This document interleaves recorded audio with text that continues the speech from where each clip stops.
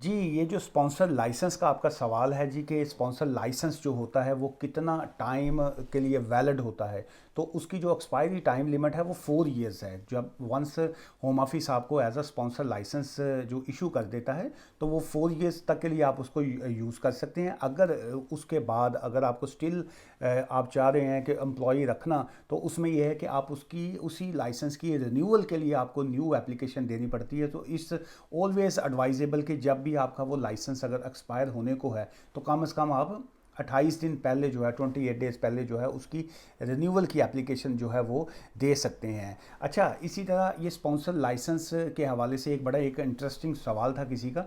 तो किसी साहब ने पूछा जी कि क्या लाइसेंस वन टाइम अगर इशू हो जाता है तो उसके बाद उसको सस्पेंड भी वो हो सकता है या उसको रिवोक किया जा सकता है, ख़त्म किया जा सकता है? So the answer is yes.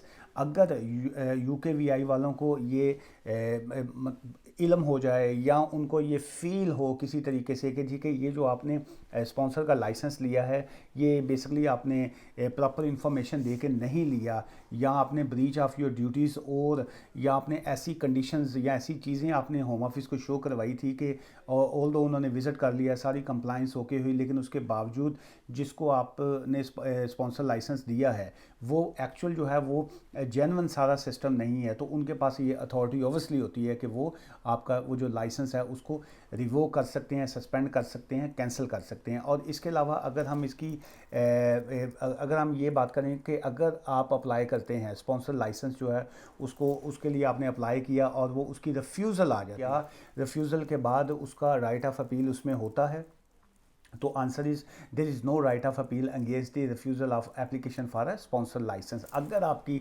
Number एक तो ये है कि जब भी आप स्पॉन्सर वाली एप्लीकेशन करें तो उसमें उसको बड़े अच्छे तरीके से कीजिए, उसके सारे डॉक्यूमेंट्स जो हैं उसको बड़ा प्रॉपर लगाइए, जो भी उनकी चेक लिस्ट होती है जो उसमें रिक्वायरमेंट है उसको आप कंप्लीट उसको फॉलो कीजिए। और सेकंड ये है कि इन केस अगर खुदा न खास्ता अगर वो आपकी एप्लीकेशन रिफ्यूज़ हो जाती है, so there is only two option. एक तो ये है कि आपको दोबारा नए सिरे से न्यू एप्लीकेशन करनी पड़ेगी, नंबर वन।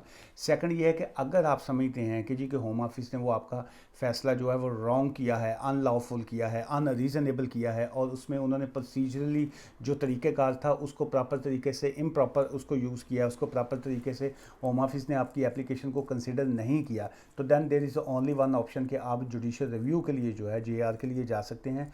लेकिन अगेन जो है प्रॉपर एप्लीकेशन अगर होती है तो उसमें चांसेस जो हैं वो स्पॉन्सर लाइसेंस रिफ्यूज़ल के कम होते हैं।